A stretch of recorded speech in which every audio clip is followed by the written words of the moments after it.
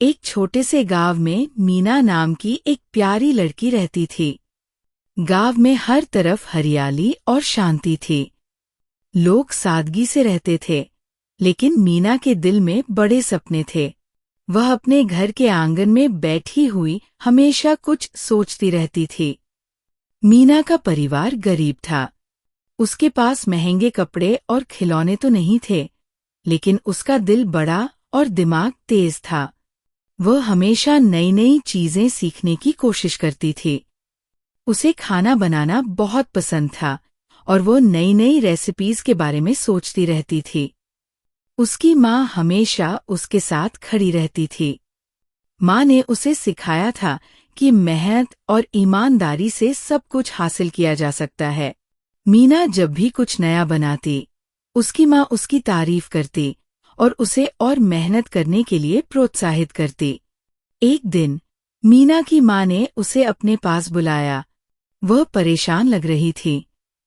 उन्होंने मीना से कहा, बेटा, हमारे पास घर चलाने के लिए बहुत कम पैसे बचे हैं। मैं नहीं जानती कि आगे क्या होगा। माँ की आंखों में आंसू थे।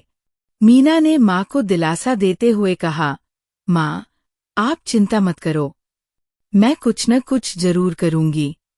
मीना रात भर सोचती रही कि वह अपनी माँ की कैसे मदद कर सकती है। उसने सोचा कि उसके पास तो कोई नौकरी नहीं है, लेकिन फिर उसे अपने हुनर का ख्याल आया। वह जानती थी कि उसे खाना बनाना बहुत अच्छा आता है।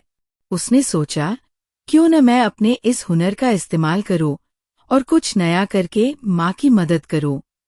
मीना ने अगले दिन सुबह जल्दी उठकर अपने घर का सारा सामान देखा। घर में ब्रेड के कुछ स्लाइस, टमाटर, शिमला मिर्च और थोड़ा पनीर था। उसने सोचा, हमारे पास तो पिज्जा बनाने की सभी चीजें नहीं हैं, लेकिन ब्रेड और सब्जियों से मैं कुछ अलग बना सकती हूँ। मीना के मन में ब्रेड पिज्जा बनाने का आइडिया आया। उसने इसे बनाने की योजना बनाई। वह रसोई में गई और सब्जियां काटने लगी। उसने टमाटर की चटनी तैयार की और ब्रेड के स्लाइस पर उसे लगाया। इसके ऊपर उसने कटी हुई सब्जियां सजाई और थोड़ी सी चीज डाल दी। जब ब्रेड पिज्जा तैयार हुआ, तो मीना ने उसे तवे पर पकाया। उसके पकते ही घर में स्वादिष्ट खुशबू फैल गई।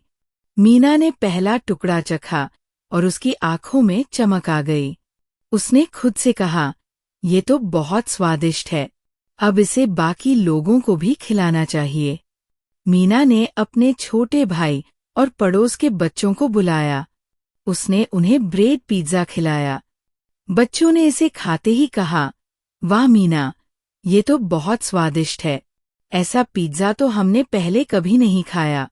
मीना के बनाए ब्रेड पिज्जा की तारीफ सुनकर उसके दिल में एक नई उम्मीद जगी। एक बच्चे ने कहा, मीना दीदी, अगर आप इसे गांव में बेचोगी तो हमें बहुत खुशी होगी। ये सुनकर मीना ने सोचा कि क्यों न वह अपने इस हुनर का इस्तेमाल करके एक छोटी सी दुकान शुरू करे। मीना ने अपने गुल्लक से पैसे निकाले और थोड़ी सब्जियां और ब्रेड खरीदने का फैसला किया। उसने अपनी माँ को भी इस बारे में बताया।